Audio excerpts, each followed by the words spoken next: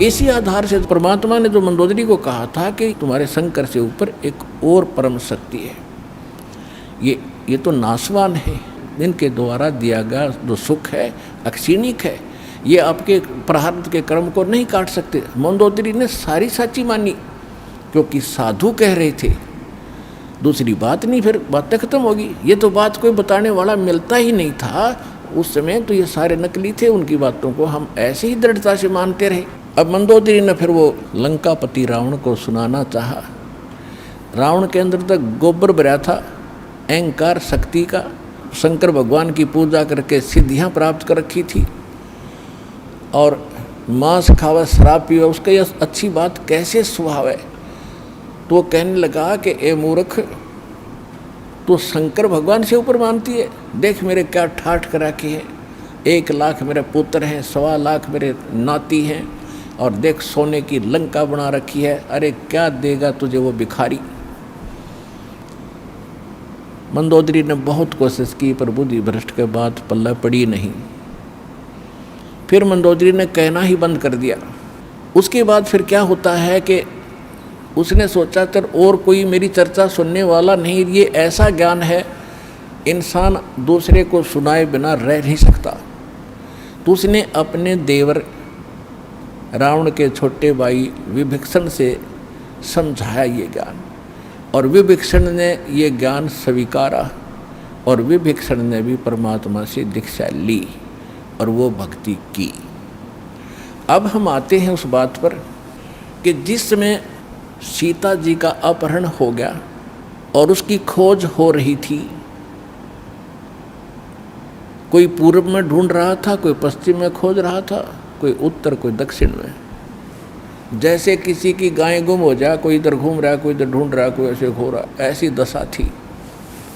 अब यहाँ इस कथाओं से आपको बहुत सा निर्णय मिलेगा, और आपने ये कथा खूब सुन रखी थी पर इनका निष्कर्ष नहीं निकाला था। अब जैसे जड़ी बूटियाँ रखी हैं और उनकी गुण भी लिख रखे हैं, बड़ी अच्छी हैं, लेकिन उनसे औषधि बनाने वाला जब तक नहीं मिलेगा तो उन जड़ियों से क्या लाभ है, उनके ज्ञान से भी, उनकी कथाओं से भी। आपने ये भी सुना होगा कि जिस समय श्री रामचंद्र जी की सीता उठा ली गई थी और वो पेड़ पौधों से भी लिपट लिपट कर पूछ रहे थे, डकरा रहे थे, रो रहे थे, पशुओं से भी गले से मिलकर पूछ रहे थे, आपने मेरी सीता देखी। आकाश से कहते हैं भगवान शंकर और पार्वती ऊपर से देख रहे थे कि नीचे कौन रो रहा है। तो भगवान शंकर ने उनको प्रणाम किया ऊपर से ही, क्योंकि ब्रह्मा विष्णु शिव ये 3 भाई हैं। ब्रह्मा जी बड़े हैं, विष्णु जी बीच वाले हैं, शंकर जी सबसे छोटे हैं। और पार्वती जी तो शंकर भगवान को सुप्रीम पावर मानती थी, एक तो पति परमेश्वर, फिर महादेव नाम से जाने जाते थे। तो पार्वती जी ने कहा कि आप महादेव होकर के किसको नमन कर रहे हैं, कि सामने त्रिलोकीनाथ भगवान विष्णु है, नीचे उनकी पत्नी सीता को कोई उठा ले गया है, वो लीला करने आए हुए। अपने बड़े भाई यानी भगवान को, विष्णु भगवान को मैं प्रणाम कर रहा हूँ। अब पार्वती जी ने सोचा कि भाई भगवान रोए, ये दोनों बात नहीं हो सकती। ये रामचंद्र दशरथ पुत्र है, ये रो रहा है, भटक रहा है, इसको आप परमात्मा कह रहे हो। भगवान शंकर बोले, पार्वती आप नहीं जानते, ये सचमुच ऐसा ही है, इनको अब नहीं कोई पहचान पा रहा है। तो पार्वती ने कहा कि मैं परीक्षा लूँगी और सीता रूप बना कर जाऊँगी, यदि ये मुझे पहचान लेगा तो मैं मान लूँगी वो भगवान है, और नहीं तो मैं कतई नहीं मानूँ। तो भगवान शंकर ने कहा कि यह गलती मत करना, यदि तूने सीता रूप बना लिया तो तू मेरे काम ते गई, तू मेरे बड़े भाई की पत्नी का रूप बनाओगी तो मेरे लिए पत्नी रूप में स्वीकार्य नहीं रहेगी, तो माँ के तुल्य हो जाएगी। उस समय तो पार्वती ने कहा कि ठीक है, नहीं मैं नहीं जाऊंगी जी, अब शिव जी गए सैर सपट्टे को, और आदत है ये, इस मन का स्वभाव है कि क्या पता चलता, अभी 2 मिनट में परीक्षा लेकर आती हूँ। सीता रूप बनाया, रामचंद्र जी के सामने खड़ी होगी, जिधर से रास्ते में खोजता हुआ जा रहा था। रामचंद्र जी ने कहा कि हे दक्ष पुत्री माया, हे राजा दक्ष की बेटी, आप भगवान शंकर को कहाँ छोड़ आई, अकेली कैसे वन में? तो शर्मिंदा हुई और कहा कि सचमुच शंकर भगवान जी आपको ठीक ही प्रणाम कर रहे थे, नमन कर रहे थे, आप तो सचमुच भगवान हैं। अपने आत्मा यहाँ देखना एक पॉइंट सोचने का है। श्रीमद् भगवद गीता अध्याय नंबर 7 के श्लोक नंबर 6, 7, 8 में स्पष्ट किया है कि ये काल बोलता है गीता को, जो ब्रह्मा विष्णु में इसका पिता है।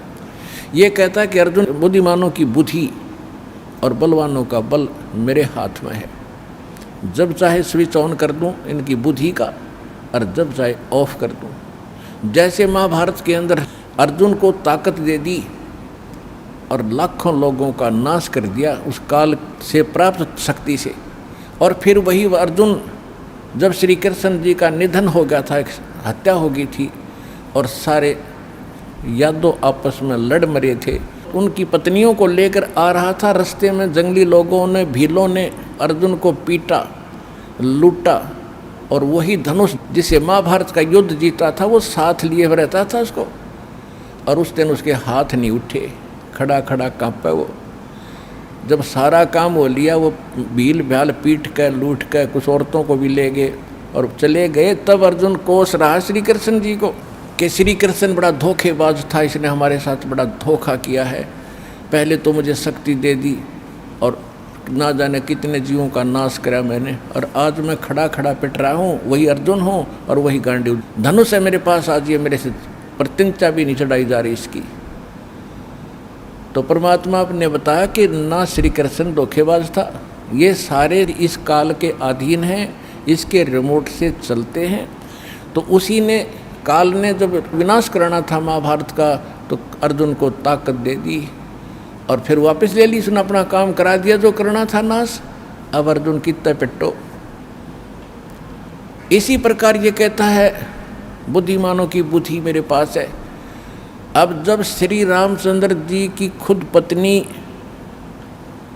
गुम थी, है उसका तो पता नहीं उसने कौन उठा लेगा, ढूंढते फिर जैसे गायें गुम हो जाया करे। हर वह पार्वती पहचान ली, तू तो पार्वती है, सीता नहीं है, तो वहाँ उसकी ऑन कर दी और फिर ऑफ कर दी, ये खा धक्के। अब क्या होता है, अब हनुमान जी ने छलांग लगाई, एक सिद्धि है जो आकाश में उड़ जाने की प्राप्त हो जाती है। आकाश मार्ग से जाके वो लंका में प्रवेश हुआ हनुमान जी। उनको कुछ आभास हो गया था, किसी जटायु नाम के एक पक्षी ने बता दिया था कि लंका का राजा रावण उठा कर ले गया, इसलिए वहाँ जाने की और किसी में हिम्मत नहीं थी। सूरवीर बलवान थे, हनुमान जी ने कहा कि मैं जाऊँगा तो कुछ ऐसी निशानी दो मुझे ताकि मुझे पहचान सके कि मैं ऐरा गहरा व्यक्ति नहीं हूँ, मुझ पर विश्वास करे माता। तो कहते हैं रामचंद्र जी ने अपनी छाप दे दी, अंगूठी निकाल के, उस पर नाम लिखा था उनका, और उसको सीता खूब पहचानती थी। उधर से सीता को घना दुखी कर ही रखा था, सता रखा था रावण ने, एक नौलखे बाग में छोड़ रखा था और उससे रोजाना यातना दिलाता था और अपनी पत्नी बनने की स्वीकृति वो उससे करवाना चाहता था, वो उसने स्वीकार नहीं की। और रावण को एक श्राप लगा हुआ था कि तू कभी किसी औरत के साथ बलात् नहीं कर सकेगा, स्वेच्छा से कोई संपर्क हो तो वो अलग बात है, लेकिन तू किसी का ऐसे ज़बरदस्ती नहीं कर पाएगा, नहीं तो गल जाएगा तू। इस डर से वो ज़बरदस्ती नहीं कर पा रहा था और उधर से उसको पीड़ित कर रहा था कि स्वयं यश कर दे, लेकिन वो सीता ने नहीं किया था। एक वृक्ष के नीचे बैठी थी और अपने कर्मों को कोस रही थी। छोटा सा रूप बनाकर एक बंदर का हनुमान जी उसी वृक्ष के ऊपर बैठ गए थे। यातना देने के लिए औरतें आई थी तो भी उसने देखा था। जब वो चली गई उसके बाद फिर हनुमान जी ने ऊपर से वह अंगूठी डाल दी।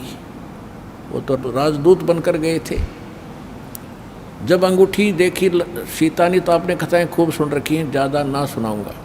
तो उसने सोचा कि ये बंदर अंगूठी उठा कर लाया तो मेरे पति की मृत्यु होगी। तो उसने पूछा, तो फिर वो नीचे आया, अपना थोड़ा ठीक सा रूप बना के खड़े हो गए और कहा, माता मैं ऐसे ऐसे रामचंद्र जी ने भेजा हूँ और ये कहानी है। अब कहने का भाव ये है कि वो जो कुछ भी उसने उद्मस्ता रहा हो तो आपने पता ही है, हनुमान जी ने नौलखा बाग भी उजाड़ दिया उसका और सारा कुछ कर दिया। क्योंकि आज कथा का विषय कुछ अन्य है, इसलिए यहाँ लंबा प्रकरण नहीं करूँगा। तो उसमें हनुमान जी ने कहा कि माता मुझे भूख लगी है। तो उसने कहा, इस बाग के किसी वृक्ष के फल को तोड़ के मत खाना भाई, नहीं तो मेरी पिटाई होगी। मेरे को आदेश है, कोई फल गिर जाए तो खाना, तो टूटा हुआ अपने आप तोड़ के नहीं खाएगी। तो हनुमान जी का उठा गुस्सा, उसको गुस्सा हुआ। उसने कहा ठीक है, पहले तो सारे तोड़ तोड़ कर फल खाए, फिर वह पेड़ पड़ पड़ कर समुद्र में फेंक दिए। उनको पता चला तो युद्ध हुआ, अपने पता ही है काफ़ी। फिर लंका लुंका भी फूक फाक थोड़ी बहुत जला का आ गया। और उस समय क्या कहा कि माता जी तो आप मुझे कोई ऐसी निशानी दो जिस निशानी को मैं श्री राम को दिखाऊं और वो विश्वास कर सके हाँ सीता जी की है, खोज पक्की होगी। क्योंकि इतना समुद्र को पार करके आना है, वैसे नहीं आएंगे वो।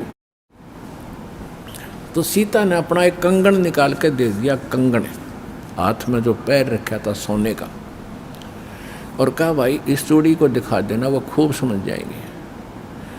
अब वो कंगन लेकर हनुमान जी ने फिर छलांग लगाई। उस दिन वो ऐसे स्थान पर आके उतरा जहाँ पर एक ऋषि की कुटिया थी। वो ऋषि कौन थे? मुनिंद्र ऋषि स्वयं परमेश्वर थे। वहाँ सुंदर बाग लगा हुआ था, कुछ क्षेत्र में एक सुंदर सरोवर भरा था जल का। तो सुबह सुबह का समय था। हनुमान जी ने सोचा कि बहुत मनोरम स्थान है और यहाँ कुछ स्नान करूँगा, सामने बाग सुंदर फलों से लदपद है, आहार करूँगा और फिर ऋषि जी भी साथ में हैं, इनके दर्शन करूँगा, पहले स्नान कर लेता हूँ। अब जो कंगन वो लाया था उसको रख दिया पत्थर पे और स्नान करने के लिए प्रवेश किया सरोवर में। अब उन्होंने जो ही स्नान करने की चेष्टा की, लेकिन एक दृष्टि थी ऐसी कंगन पे कि जय ये कंगन गुम हो गया, कोई जानवर पक्षी उठा ले गया तो मेरी सारी मेहनत व्यर्थ जाएगी, सब परिश्रम व्यर्थ होगा। इसलिए नहा रहा था पर नज़र था जैसे सर्प का मणि के ऊपर रहती है ओस चाटते समय, तो इसी प्रकार नहा रहा था, दृष्टि कंगन पे। इतने में एक बंदर आया, दौड़ा दौड़ा और कंगन उठाकर भाग लिया। आगे आगे बंदर, पीछे पीछे हनुमान। उस ऋषि के आश्रम में बंदर प्रवेश कर गया।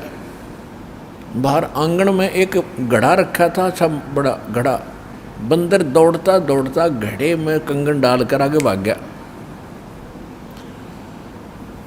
अब सुख की सांस ली कि कोई बात नहीं, ये समुद्र में डाल देता तो बात बिगड़ जाती, गड्ढे में डाल दिया। फिर धीरे धीरे चले हनुमान जी। पहले घड़े में देखा उसने, ऋषि को तो पीछे प्रणाम करना था। तो घड़े में क्या देखा कि घड़े के अंदर ऐसे ऐसे कंगन हजारों की संख्या में पड़े, सेम टू सेम। अब उसने सोचा भाई मैंने तो इतनी पहचान नहीं, कोई कंगन कौन सा है। और श्री रामचंद्र जी तो सारा जानते हैं, उनके कंगन के ऊपर सारी निशानियों को पहचानेंगे, और मैं कोई गलती से दूसरा उठा ले गया तो वो मानेंगे नहीं। इसलिए वो ऋषि जी के चरणों में प्रणाम किया। परमात्मा ने मुनिंद्र रूप में बैठे थे, पूछा कि पहलवान कैसे आए। हनुमान जी ने कहा कि ऋषि जी आप कौन सी दुनिया में रहते हो। मुनिंद्र जी ने कहा क्या बात है, मैं तो इसी पृथ्वी धरातल पर ही तो रहता हूँ, क्या आपको नहीं पता आज श्री राम के ऊपर कैसी आपत्ति आई है। ऐसे ऐसे उसकी पत्नी गुम हो गई थी, वो माता की खोज करके मैं आया हूँ। तो परमात्मा ने पूछा कि भाई कौन से राम की बात कर रहा तू। वो कहता है अच्छा कमाल करते हो ऋषि जी, आपको यही नहीं पता राम कौन है। परमात्मा ने कहा बताओ तो श्री के दशरथ पुत्र श्री रामचंद्र जी, उनका वनवास हुआ था, ऐसे ऐसे सीता उठा ली थी और आज मैं खोज करके आऊँ ऋषि जी। परमात्मा बोले कि ऐसे ऐसे 30 करोड़ राम हो लिए तेरे, और तेरे जैसे हनुमान यही लीला करते रहे। तो हनुमान जी ने सोचा कि ऋषि के साथ ज़्यादा बहस करना उचित नहीं और अपना काम करूं और चलूं। कहने लगे ऋषि जी और बात छोड़ो आप, कि मेरे सामने एक समस्या आ गई है कि ऐसे ऐसे मैं कंगन लाया था माता के हाथ का, और वो कंगन मैं स्नान कर रहा था, बंदर ने उठा के आपके घड़े में डाल दिया।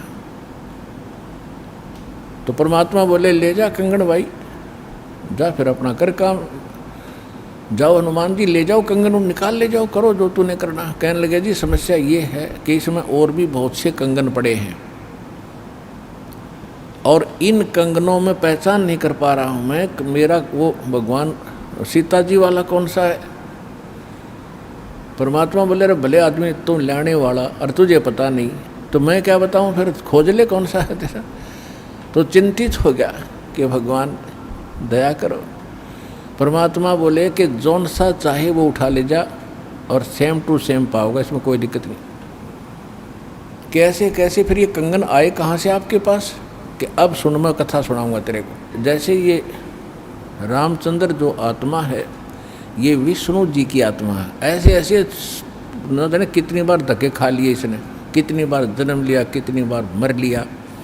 तो प्रत्येक त्रेता युग में ये ऐसा ही होता है। और मैं यहीं बैठा हूँ जब का, मेरी तो बहुत युगों की आयु है, मैं यहाँ बैठा हूँ। पहले इन बातों पर किसी को अविश्वास नहीं होता था। तो हनुमान जी से बताया कि तेरे जैसी आत्मा हनुमान ना जाने कितने बन करा लिए और कितने ये ऐसे कंगन ले लेकर आए हैं, इसी प्रकार वो बंदर उठा कर इसमें डालता रहा है। तो हनुमान जी ने पूछा कि हे ऋषिवर, मान लिया आपकी बात, जो कंगन लेकर हनुमान आता होगा तो वो कंगन तो लेकर भी जाता होगा, कहाँ लेकर जाता है, इस घड़े में मेरी आशीर्वाद से ऐसी पावर है कि डुप्लीकेट कॉपी तुरंत बना देता, एज इट इज 1 के 2 कर देता है। और नहीं विश्वास है तो ले ये कटोरा उठा के कोई दिया, ले इसमें डाल के देख ले। हनुमान जी ने कटोरी उठा कर उसमें डाली, तुरंत 2 होगी, 1 जैसी। अब वो दोनों को देख रहा कि सचमुच ठीक है। तब हनुमान जी को कुछ विश्वास हुआ कि संत नहीं, ये कोई और ही महापुरुष हैं, बड़े सिद्धि युक्त हैं और सारी कथा को सही जानने वाले हैं। लेकिन कहा महाराज मैं आपकी बात से सहमत हूँ, होगा कोई और भगवान, पर अब मुझे समय नहीं आपकी सारी बात सुनने का, क्योंकि मैं परमार्थ के काम में लगा हूँ। परमात्मा बोले भाई ठीक है, ले जाए, कोई कंगन निकाल ले जाए बेटा, सारे एक जैसे मिलेंगे। वो उठा कर ले गए कंगन को। लेकिन हनुमान जी को फिर भी विश्वास नहीं हो रहा था। जब श्री रामचंद्र जी को दिखा दिया और रामचंद्र जी ने ओके कर दिया, जब हनुमान जी को संतोष हुआ कि 3100 की 100 सच बात है, वो उधर से वो ऋषि की घटना भी नहीं भूल पा रहा था, उधर से फिर युद्ध भी शुरू होना था। कहने का भाव ये है, बात फाइनल होगी कि सीता वहाँ है, सारे लक्षण बता दिए, और वो कंगन को देखकर रामचंद्र जी को विश्वास हुआ। अब समस्या आई कि उसके ऊपर पुल बनाएंगे समुद्र पर। वो कथा आपको सुना दी कि 3 दिन तक स्वयं रामचंद्र जी घुटनों पानी में खड़ा होकर के याचना करता रहा। तीसरे दिन जब उसने कहा लक्ष्मण से कि बड़ा अग्नि बांध दे, ये लातों के भूत बातों से नहीं मानते, इसको फूंकता हूँ। 3 दिन हाथ जोड़ता रहा कि हे सागर राज मुझे रास्ता दे दो, ये मान नहीं रहा। तब विपर रूप धारण करके समुद्र आया। उसने कहा कि भगवान ऐसा ना करो, इसमें ना जाने कितने जीव जंतु हैं, सब नष्ट हो जाएंगे, आपको पाप लगेगा। और ये जल सारा समाप्त हो गया तो ये गड्ढा बन जाएगा, हजारों किलोमीटर गहरा, आप फिर भी नहीं जा सकते। कि हे रामचंद्र जी, ऐसा काम करो, सर्प भी मर जाए लाठी ना टूटे। तो वो कारण जानना चाहा तो समुद्र ने बताया कि आपकी सेना में ये नल नील नाम के 2 ऐसे भक्त हैं जिनको इनके गुरुदेव का आशीर्वाद है कि इनके हाथों से पत्थर भी तैर जाते मेरे ऊपर, और कोई चीज़ यहाँ पर फ्लोट नहीं कर सकेगी। अपने आत्माओं यहाँ मान बढ़ाई खत्म करती है, और जितने भी वहाँ आसपास ऋषि महर्षि भगत लोग थे वो विष्णु पुजारी होते ही थे उस टाइम। तो सब ने पता चला कि विष्णु के अवतार श्री राम आए हैं, श्री राम की पत्नी उठा ली गई है, पता चल गया है वो रावण के यहाँ है, उसके ऊपर चढ़ाई करेंगे, लड़ाई करेंगे। वो मान नहीं रहा। तो नल और नील ये भगत सारे पहुँच गए सेना में, क्योंकि भगत तो हेल्प करें, दुखी ऐसा है कि। तो वो भी सेना में खड़ा पाया आगे दोनों। तो उनको बुलाया गया। रामचंद्र जी ने कहा भी नल नील कौन है, वो आगे आए। अब पुण्यात्माओं यहाँ मार खाता है इंसान, और परमात्मा इस प्रकार की जो हम गलतियाँ करते हैं, अपना भक्ति नाश करते हैं, उसके लिए सतर्क करते हैं। यहाँ पर क्या किया, नल और नील के मन में अभिमान आ गया, अहंकार आ गया कि आज हनुमान भी फेल, रामचंद्र भी फेल, क्योंकि पत्थर नहीं तैरे, समुद्र पर पुल नहीं बन रहा। हमारे पास ऐसी शक्ति है कि पत्थर रखेंगे तैर जाएंगे, आज हमारी वाह वाह हो जाएगी। अंगद भी फेल, सुग्रीव भी फेल, जामवान भी फेल। ये फेल का चक्कर मारा जीव ने। तो उस दिन वो आए, ना मालिक याद किया। रामचंद्र जी ने पूछा कि तुम्हारे पास कोई ऐसी शक्ति है पत्थर तैर जाते? कहाँ जी है, कि ट्राई करके दिखाओ। उठाया, पत्थर रखा, क्यों अभिमान था कि कर देंगे काम, वो डूब गया। दूसरा फिर रखा, वो भी डूब गया। तीसरा फिर रखा, वो भी डूब गया। अब रामचंद्र जी समुद्र की तरफ देख रहे हैं, विपर रूप में खड़े थे, ब्राह्मण रूप में, और ये कहना चाह रहे हों कि तू झूठ बोलता था, इनके पास कोई पावर नहीं। तभी समुद्र ने कहा, विपर रूप में खड़े समुद्र ने, क्योंकि ये देवता होते हैं, ये जल जो है ये देवता नहीं है, जल का कंट्रोलर एक देवता है, उसको वरुण कहते हैं। वो आकर खड़ा हो गया। तो वो कह रहा था कि हे नल नील, आज आपने गलती की भाई, आज तुमने अपना गुरु तो याद किए ही नहीं, तुमने तो नाश कर दिया बात का। करो याद उस मालिक को। तब उनको भी याद आया, कहाँ बोली गलती बन गई आज तक। तो यहाँ परमात्मा बताते हैं, जैसे माता गर्भ को रख यत्न बनाए, ठेस लगे तो छन होवे तेरी, ऐसे भक्ति नसावे। जैसे किसी बहन बेटी को गर्भ रहा हो तो उसकी कितनी केयर टेक करती है वह उस लाल को सफल करने के लिए कि मेरा गर्भ पूरा हो और बच्चे का मुंह देखूं मैं। तो वो कैसे चिंतित रहती है, चलते समय भी कहीं ऊंचे नीचे पर पैर ना रखा जा, भगवान मेरा बालक गर्भ खराब ना हो जा। रात को सोती है, करवट लेती है, तब भी एकदम उठ के उधड़क जाती है, कहीं बच्चे पर दाब ना आ गई हो, मेरा गर्भ ना खराब हो जाए। तो कहते हैं जैसे माता गर्भ को और रखे यतन बनाए और ठेस लगे तो छन हो जाता है, तेरी ऐसे भक्ति नसावे। तो इस भक्ति रूपी गर्भ जो आज आपकी आत्मा में परमात्मा के सच्चे शब्द से पल रहा है, इसको इतना संयम से, इतना देखभाल से, यानी सावधानी से इसको परिपक्व करना पड़ेगा। जैसे माता गर्भ को रख है यतन बना और ठेस लगे तो छन हो, तेरी ऐसे भक्ति नसावे। तो छोटी मोटी हम गलती कर देते हैं लापरवाही में, क्योंकि हमने इस लाल की कीमत का नहीं पता, जो आज हमारी आत्मा में सत भक्ति रूपी जो मालिक का मंत्र से गर्भ रह रहा है, यानी आत्मा प्रफुल्लित हो रही है।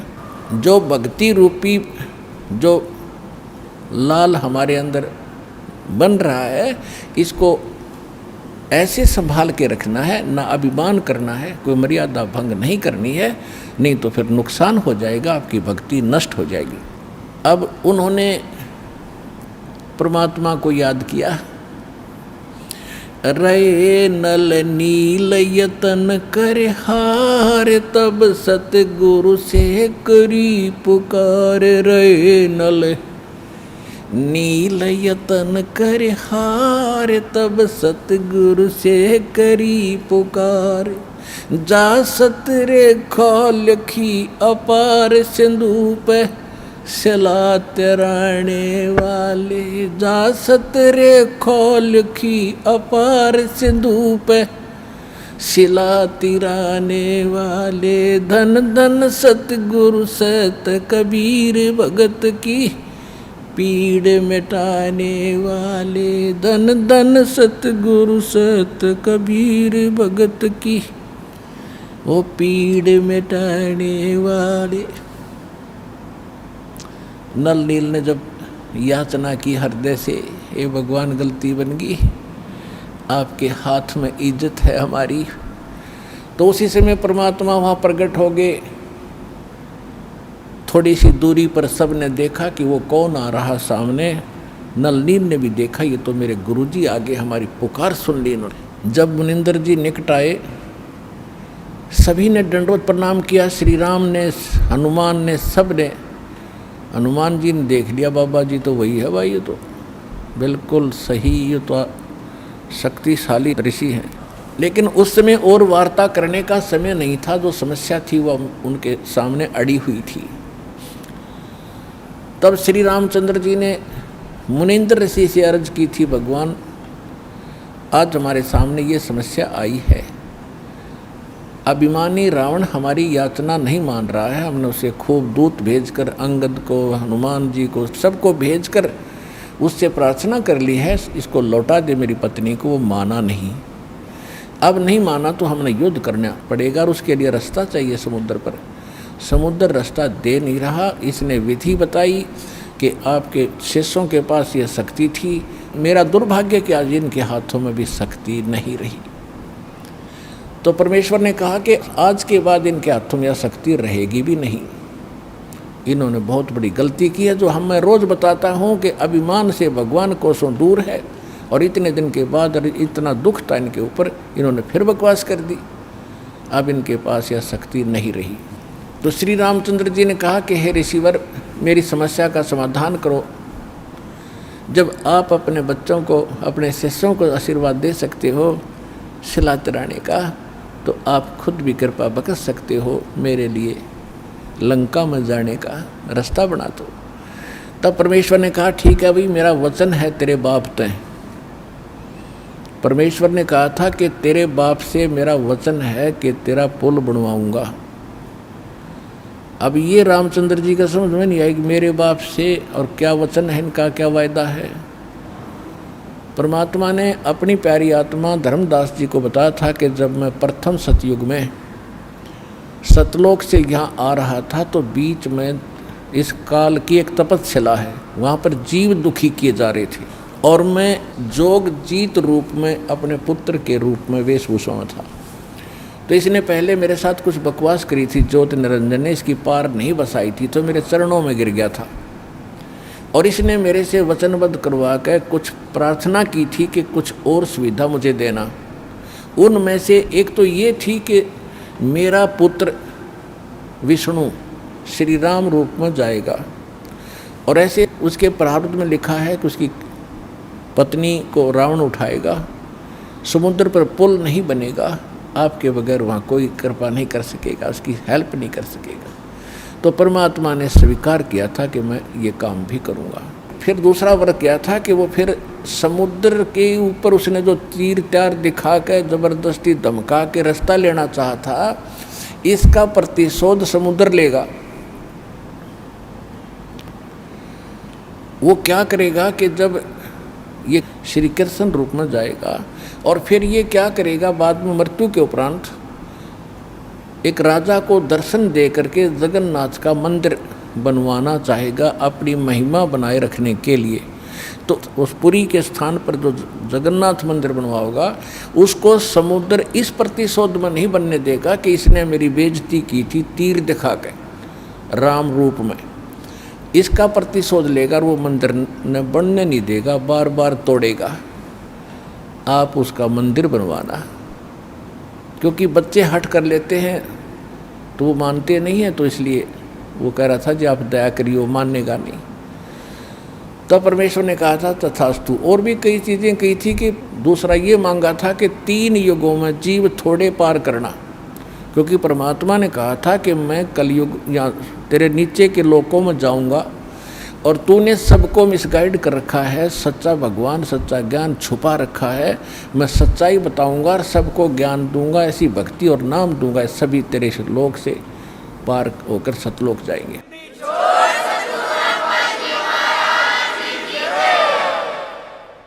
तो इस बात से वो बहुत दुखी हो गया कि तो मेरा नाश करेगा, मेरे बाग को उजाड़ेगा, क्योंकि काल ने हमारे को मिसगाइड करके, धोखा करके, मूर्ख बना के, विवश करके और इस कच्ची बेड़ियों से बांध रखा है। ये शरीर दे दिया, इसमें हाड़ चाम मांस सारा, थूक टट्टी पेशाब सारा भरा पड़ा है और हमने इतना प्यारा लगा है ये छूट नहीं जा। परमात्मा कहते इतना बढ़िया शरीर दूंगा, वहाँ जाकर ना नाड़ी होगी, ना नस होगी, ना कोई बीमारी, ना हारी, ना कोई बीपी हाई, ना लो होगा। तो वो हमने पता ही नहीं था कोई ऐसा भी स्थान है जहाँ ऐसा सुख है। तो परमात्मा ने कहा था तेने क्या हाल कर रखा उन बच्चों का सारा, कोई गधा बना दिया, कोई कुत्ता बना दिया, और जो मनुष्य वो कौन से सुखी हैं, उनको ऐसा ज्ञान दूंगा और ऐसा मंत्र दूंगा वो यहाँ भी सुखी होंगे, मेरे साथ सतलोक जाएंगे। तो इस बात से वो दुखी हो गया था काल कि तो नाश करेगा मेरे बाग न उजाड़ेगा। भगवान का पता लग गया, सच्चे स्थान का पता लग गया तो यहाँ कौन रहेगा। तो तब उसने चरणों में गिर के रा करके कबीर भगवान से याचना की थी कि 3 युगों में जीव थोड़े ले जाना और चौथे युग में आप कितने ले जाना। और फिर ये पुल बनवाने का, जगन्नाथ के मंदिर को बनवाने का ये भी प्रॉमिस करवाया था। जब उसने सारा परमात्मा ने प्रतिज्ञा कर ली थी तो फिर ये खलनायक है, ये विलियन है, धोखेबाज और ठग है, इसने तुरंत अपना आंखें बदल ली और कहा जाओ जोग जीत संसारा, जीव न माने कहा तुम्हारा। कहते हैं 12 पंथ करूँ मैं साजा, नाम तुम्हारा ले करूँ आवाजा, और 12 पंथ नाम जो ले ही वो मेरे मुख में अंश मोही। और पहले अंश हमारे जाई और पीछे अंश तुम्हारे आई, और जाइयो जोग जीत संसारा। परमात्मा ने कहा था कि फिर मैं त्रेता युग में जाऊंगा, ठीक है भाई, चौथे युग में जाऊंगा कलयुग में, और फिर पार कर लूँगा। तने गलती तो मेरे से करवा ही ली। वैसे मालिक ने गलती नहीं की, दाता को पता था कि सतयुग त्रेता द्वापर में ये दुखी नहीं होंगे, और जब तक जीव दुखी नहीं होगा इतना भगवान नहीं पहचान सकता। इसलिए दाता ने जानबूझकर उसको यश कर दी थी, और वो बन गया था सियाणा, अपने आप में इंटेलिजेंट बन रहा था कि मैंने रोड़ मार ली भगवान की, हैं मैंने इनकी अकल मार ली, मालिक ने अकल मारी उसकी। अब वो क्या कह रहा था कि देख लेना कलयुग जब आएगा, पहले मैं अपने दूत भेज कर ऐसा गलत प्रचार करवा दूंगा, ब्रह्मा विष्णु महेश तक सीमित कर दूंगा, कोई पत्थर कोई पानी कोई मंदिर कोई मस्जिद गुरुद्वारों में बांध दूंगा, और पहले अंश हमारे जाई पीछे अंश तुम्हारा आई, जाओ जोग जीत संसारा, जीवन मन फिर कहा तुम्हारा। कि पहले मेरे दूत जाएंगे और सारा उल्टा ज्ञान, उल्टा भगवान, उल्टा विधान सबको बता देंगे, गलत मंत्रों से रटा देंगे। ये राधा स्वामी पंथ, धन धन सतगुरु पंथ, निरंकारी पंथ, ये रासाराम जैसे ये सारे नकली पंथ काल के चलाए हुए। तो परमात्मा को पता था कि इसने कर लेते सारे जुगाड़ अपने, और जब मेरा दास जाएगा ऐसे समय में जब इनके परिपक्व हो चुके होंगे सारे पंथ, इन्हें जो कहना सुनना होगा वो सब कह चुके होंगे, जो ज्ञान देना होगा वो दे चुके होंगे, जो नाम देना होगा वो नाम दे चुके होंगे। और जब मेरा दास जाएगा वो प्रमाणित करके दिखाएगा कि सच्चाई ये है, झूठ ये है, तो 2 मिनट में मेरे बच्चे मुझे पहचानेंगे और मेरे पास आ जाएंगे।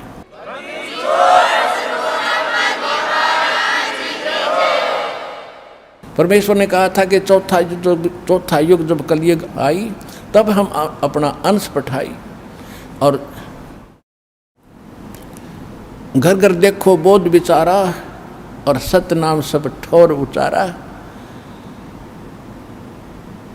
तो इस प्रकार परमात्मा ने जो बताया था कि चौथा युग जब आएगा और कलयुग बीतते 5500 पाचा, जब ये वचन मेरा होगा साचा। कलयुग बीत जावे जब एता, सकल सृष्टि सभी प्राणी परम पुरुष पद चेता, कि जब वो कलयुग 5500 वर्ष बीत जाएंगे तब ये मेरी बात सच्ची होगी कि घर घर में सतनाम का जाप होगा, घर घर में मेरे ज्ञान की चर्चा होगी। लेकिन ये उस समय सच्चा होगा जब कलयुग 5505 बीत जाएगा, और उस समय सभी को पता होगा कि एक परम पद है। कौन सा? गीता अध्याय नंबर 18 के श्लोक नंबर 62 में, जिसके विषय में कहा कि अर्जुन, तू सर्वभाव से परमेश्वर की शरण में जा, उसकी कृपा से ही तू परम शांति को और सनातन परम धाम को, शाश्वत स्थान को प्राप्त होगा। गीता अध्याय नंबर 15 के श्लोक नंबर 4 में कहा कि तत्वदर्शी संत की प्राप्ति के उपरांत उस तत्व ज्ञान से इस अज्ञान को काटकर उसके पश्चात परमेश्वर के उस परम पद की खोज करनी चाहिए, जहाँ जाने के बाद साधक कभी लौटकर संसार में नहीं आते। अगर आप ये वीडियो YouTube पर देख रहे हैं तो हमारे चैनल को सब्सक्राइब करें और बेल आइकन को दबाना ना भूलें। अगर आप Facebook पर ये वीडियो देख रहे हैं तो हमारे पेज को लाइक करें।